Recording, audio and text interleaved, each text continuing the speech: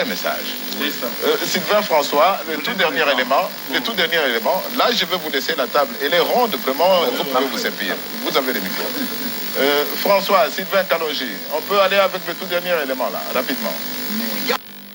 Bénéfice de l'éternel parce que le salut chez les gentils est individuel. Jésus dit que venez à moi pour tout ce qui est fatigué changer. Le salut chez les gentils est individuel. Quiconque croit, il se répand. Et il est parti au nom du Seigneur Jésus-Christ, il a le pardon des péchés. Ça veut dire quoi? Que les polygames doivent d'abord se repentir. Ils doivent d'abord se repentir, accepter la parole. La repentance passe par quoi? Par le retour à la monogamie. Non, pas par le retour à la monogamie. Pour régner, ils étaient dans une ignorance. Dans le chapitre 17, il dit qu'ils ont commis ces péchés dans l'ignorance.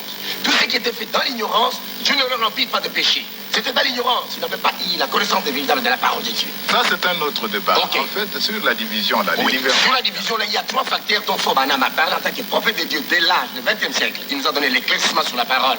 La division, il a dit que c'est dans Luc chapitre 4, la tentation du Seigneur Jésus-Christ. Il y a trois facteurs très importants qui font qu'il y ait des divisions. Et il dit que tous les serviteurs doivent faire attention à cela. Et cette chose est accomplie déjà. La première chose, c'est la popularité. La seconde, c'est l'argent. Et la troisième chose, c'est les femmes. Trois choses. La popularité, l'argent et les femmes.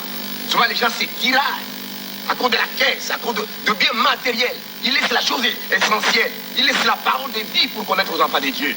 Et chacun veut se fabriquer une boutique, une petite religion, une petite doctrine, une petite amédie. Ils s'éloignent davantage de la parole. Donc ce sont les facteurs qui éloignent les serviteurs de Dieu vis-à-vis de la parole. Il faut retourner à cela. Les gens se tiraillent pour l'argent, les autres pour la popularité. Tout le monde fait le tour au-dessus de quelqu'un. Parce que le diable a amené Jésus dans la tentation. Il lui a dit que si tu te prosternes, si je vais te donner tout le royaume du monde, les États-Unis d'Amérique, l'Allemagne, la France, l'Angleterre, je vais te donner tout. Jésus dit que tu ne tenteras pas le Seigneur ton Dieu. Et le diable ne l'a pas laissé. Il est allé encore, il est tenté encore. Il dit que fais de ces pierres, puis ça vient de peuple que tu manges. Et très souvent, c'est la famille, les difficultés matérielles qui fait qu'il y ait des divisions dans les églises. Parce que les hommes abandonnent la doctrine, la sainte doctrine, la parole de Dieu. À la Pentecôte, ils étaient les combien encore? Ils étaient unis tous dans la chambre haute. Quand ils sont sortis, ils étaient sur terrain.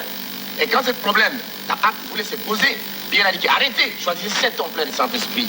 Le diable qui doit s'occuper des problèmes matériels. Mais nous avons le ministère de la parole.